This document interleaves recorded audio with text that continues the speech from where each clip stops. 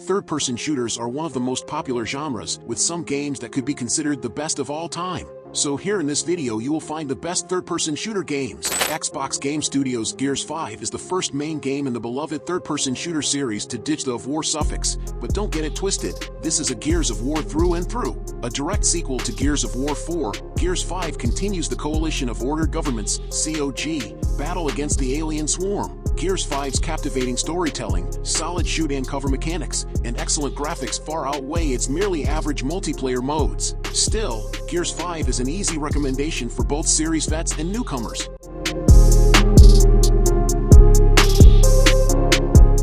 Gears of War quickly established a new era for third-person cover shooters. After that game launched, many games followed in its footsteps, which resulted in quite a few lackluster clones. Remarkably, a sequel to a lackluster third-person shooter starring 50 Cent isn't one of these titles. 50 Cent, Blood on the Sand is a ludicrous third-person shooter where 50 Cent and his crew shoot their way across the Middle East because someone stole a gem-studded skull.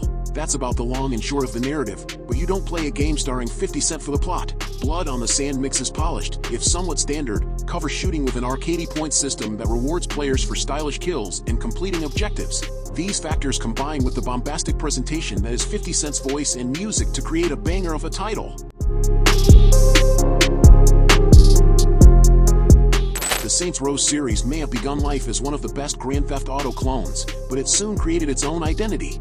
The third game is the perfect example of that, as it's Saints Row at its peak. It offers wacky weapons, strange characters, plenty of explosions, and a great soundtrack. The story is a classic Saints tale, too, as it revolves around your customizable protagonist leading the Saints against all the other gangs in Steelport and trying to take the city over. This narrative is the perfect excuse for plenty of open-world hijinks and even more violence. It's outrageous fun.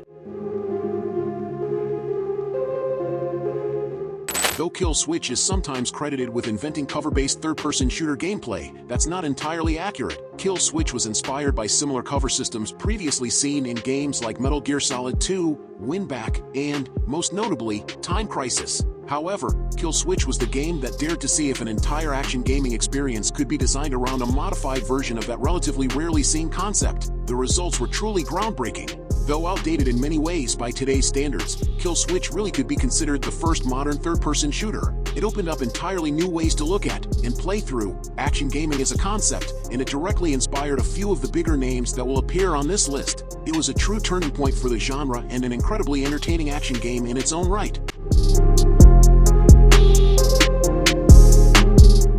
On the heels of Resident Evil 7's success, Capcom released another bombshell title, a remake of the beloved PS1 classic, Resident Evil 2. This game modernized the iconic title with updated controls and mechanics, and added excellent visuals, sound, and shooting action. Still, it remained amazingly faithful to the original game. In Resident Evil 2, you tightly grip your gun and carefully walk the Raccoon City Police Department's halls as you blast the living dead and hideously mutated monsters spawned from a massive underground lab leak. This remake is the perfect marriage of old-school challenge and modern action, so it deserves a place in your shooter library.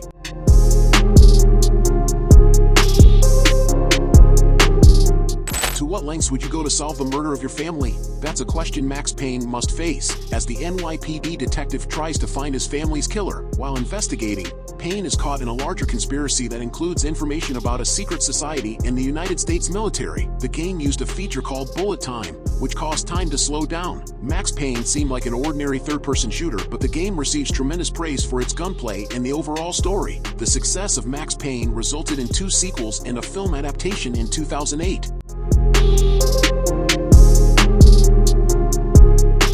Though released in 2005, Mercenaries remains the cure for the modern open-world game in many ways. Whereas too many supposedly open-world titles are actually more interested in quietly shepherding you between a series of pre-planned experiences, Mercenaries embraced the idea of causing as much third-person action chaos as possible in a sandbox environment.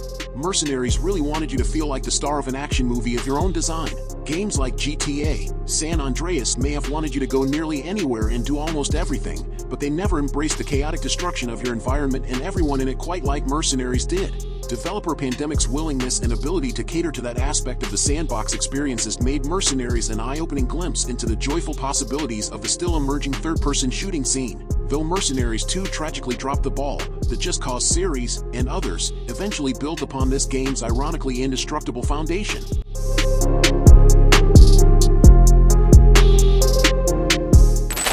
2 launched amid the cooperative boom on consoles of the mid-2000s. You needed to have precise teamwork to have true success in the game, and ultimately, Army of 2 was meant to be played with another real person, though it does have a partner artificial intelligence system, so you could play solo. Certain objectives in the game are virtually impossible without the assistance of a second player or AI. The game follows 2 mercenaries fighting through a political conspiracy from 1993 to 2009. Besides the main story mode, Army of 2 also had online multiplayer and was one of the first games of the Xbox 360 and PlayStation 3 era to have region-locked multiplayer. Ultimately, Army of 2 was praised for the in-depth cooperative play, but only if you played with an actual real person instead of the AI. After Remedy Entertainment finished work on Max Payne 2, the company decided to change direction. The studio still wanted to create a third-person shooter, but this time they wanted something a little less linear and inspired by the likes of Stephen King. The result was Alan Wake. Alan Wake is the story of the novelist Alan Wake as he tries to fight against a dark, eldritch entity. The resulting story channels the magic and mystery of its inspirations, as players are never sure what will happen next except that it will leave them on the edge of their seats. Moreover, Alan Wake is a masterclass of design thanks to its uncanny ability to turn a welcoming Pacific Northwest town and its surrounding forests hostile with just a shift in lighting and atmosphere. Light is a key component to not only navigation but also survival. All of the game's pieces come together to form an experience so unforgettable that fans were willing to put up with a 2-decade wait in order to play its, slightly less action-focused, sequel. Exploring a post-apocalyptic world is a common setting for video games, and that's the case with Days Gone. The game follows Deacon St. John, a former outlaw who embarks on a journey to find his wife Sarah, who he thought was dead. Days Gone takes place in Oregon roughly 2 years after a pandemic transformed a multitude of humans into zombie creatures called Freakers. Days Gone received mixed reviews because of its story and mission design, but was praised for its artificial intelligence and graphics. Although Days Gone sold better compared to other games that Bend Studio developed, Sony elected against making a sequel. Licensed video games have a bad rap because they are rarely as good as the source material. In fact, many licensed games are straight up bad, regardless of the quality their originators displayed. Many of these games lack the same magic because they don't include the same creative team, but when those writers help create a licensed video game, a miracle occurs. Ghostbusters, the video game, is more or less the long-lost third Ghostbusters movie we never got, at least before Ghostbusters: Afterlife was released. Ghostbusters, the video game, plays a lot like Gears of War Light, but instead of shooting various guns at members of the Locust Horde, players fire proton wands at ghosts, with the most powerful ones requiring a ghost trap finisher. The gameplay is fun on its own, but Ghostbusters, the video game, excels in presentation. Not only does most of the Ghostbusters movie cast reprise their roles, but the writers of the film, Dan Aykroyd and Harold Ramis, also penned the game's script. Aykroyd and Ramis' participation and dialogue help give Ghostbusters, the video game, that extra bit of love and kick in the right direction to make it feel like an interactive, bona fide Ghostbusters movie. The Evil Within treads the line of being a third-person shooter, but we include it because, well, the camera is in third person and you shoot guns. This survival horror follows Detective Sebastian Castellanos investigating a mass murder at a mental hospital. However, Castellanos stumbles upon an evil that blows his reality. Developed by Tango Gameworks and published by Bethesda, The Evil Within received tremendous praise for the gameplay, but the overall story was a bit more mixed. The Evil Within tends to fall into the same category as Resident Evil, so if you're a fan of those horror shooters, then The Evil Within is sure to please. Though Bond games will probably always be popularly associated with first-person combat thanks to GoldenEye, there have been a few notable third-person Bond games released over the years. However, none of those titles achieve quite what Everything or Nothing achieves. Everything or Nothing isn't just an original Bond story, it's practically a lost Bond film. Every element of this experience is designed to resemble the most elaborately cinematic aspects of a Bond movie, and you get to play through the whole thing.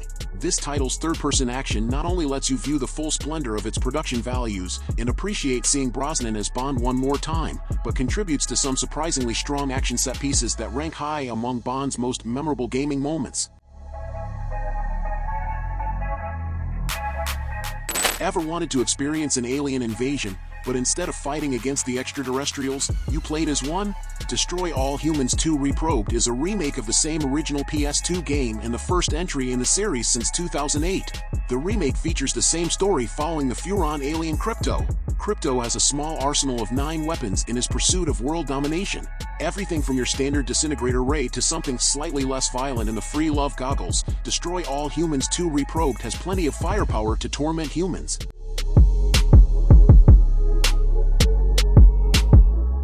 2005's Resident Evil 4 arrived at a particularly stagnant time for the survival horror genre.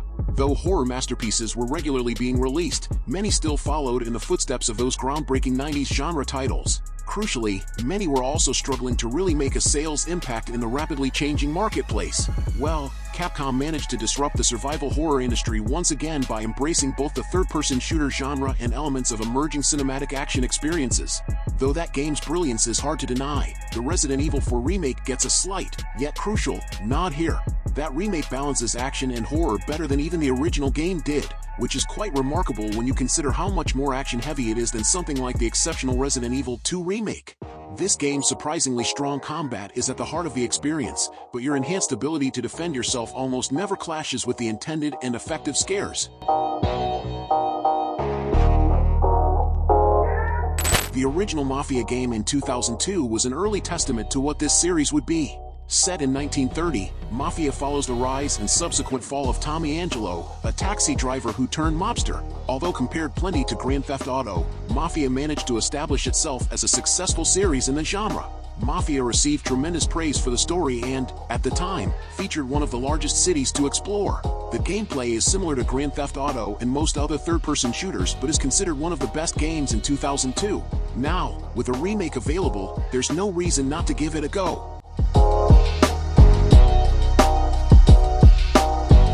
In 2010, High Moon Studios released the best video game based on the Transformers license, Transformers: War for Cybertron. At least, audiences thought it was the best until the company released a follow-up that improved on what came before. Like its predecessor, Transformers: Fall of Cybertron serves as an origin story of sorts for the Transformers franchise since it takes place on the planet of Cybertron during the height of the Autobot/Decepticon war. Instead of relying on cover shooting, Fall of Cybertron, and, by extension, War for Cybertron, is more fast-paced since each character can transform and use special abilities. These systems help each level and character feel unique, not only when compared to the rest of the game but also other third-person shooters in general. Moreover, the level of detail put into animations and sound design makes Fall of Cybertron come off as a labor of love. While Transformers: Fall of Cybertron caters to fans of the Transformers property due to innumerable small details and references, it is approachable to newcomers as well.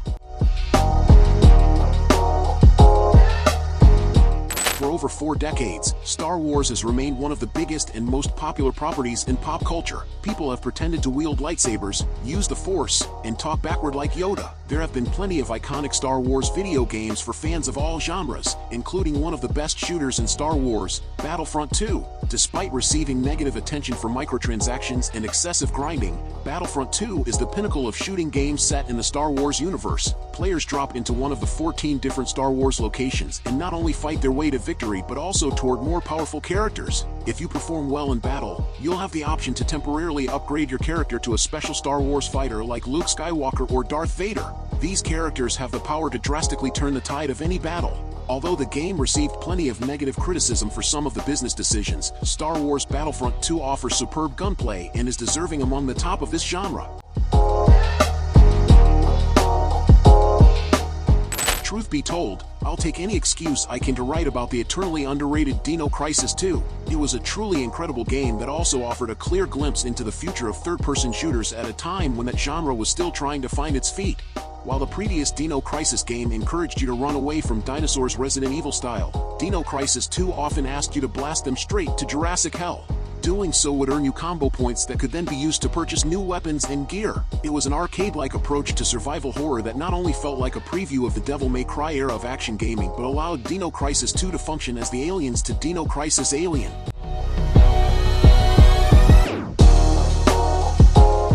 On the surface, Spec Ops, the line seems like your typical third-person military shooter. After all, you're part of a small squad called Delta Force who are sent to Dubai on a recon mission. Outside of the setting being Dubai, the setup is very generic. Yet, as the story unfolds, you're treated to one of the most interesting, thought-provoking, and clever narratives in the genre's history. That alone makes the game worth playing.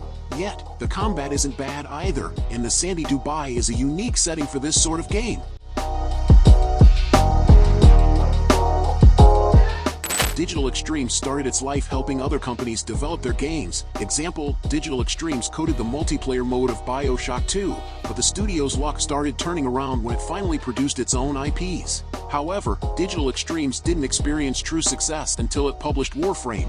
Warframe is a stylish third-person shooter hack-and-slash title where players control one of an ever-growing list of high-tech suits, the titular Warframes. Each Warframe has its own stats and abilities, most of which are insanely creative, and they can effortlessly move across levels with the speed and grace of a ninja.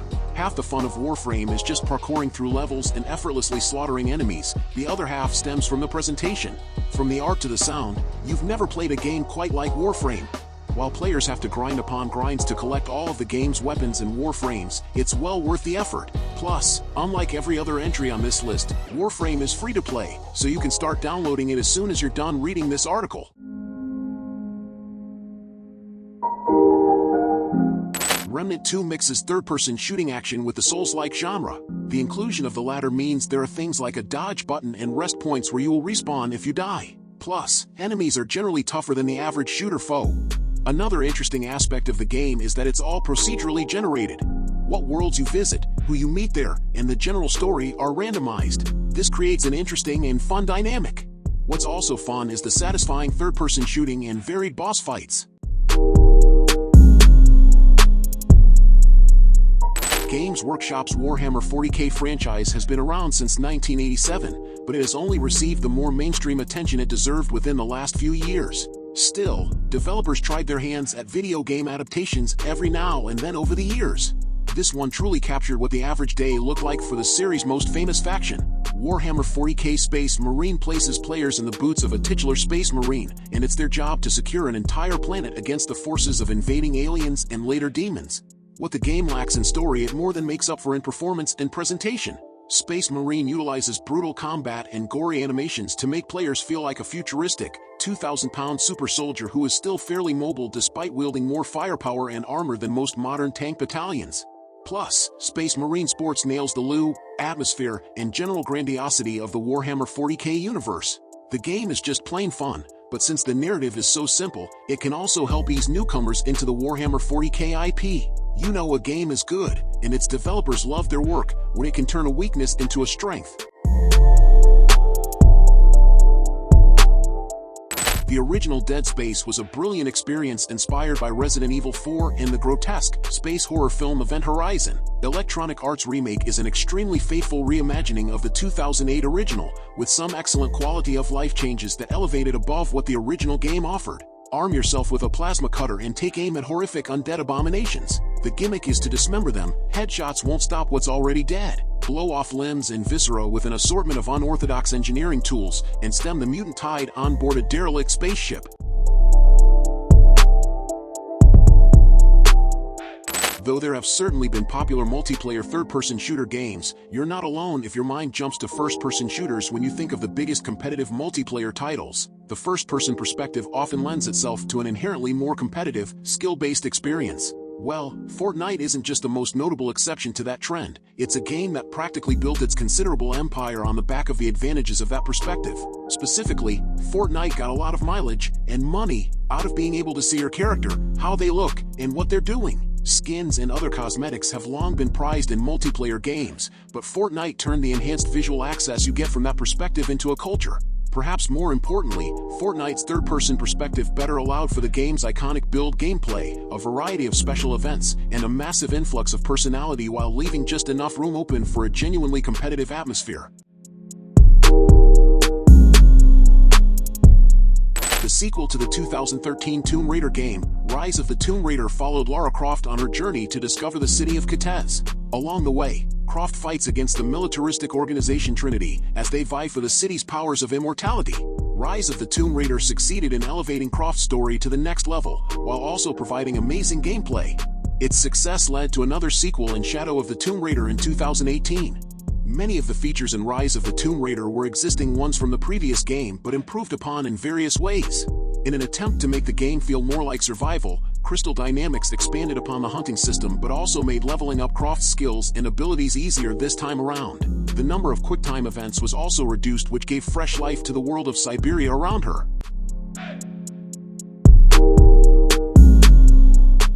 Ryuji Gotoku Studio has become a household name as of late. This in-house development branch of Sega has gone through several names and has helped steer the Yakuza franchise to prominence ever since Yakuza 5. However, before the studio released that game, it developed its only third-person shooter, Binary Domain.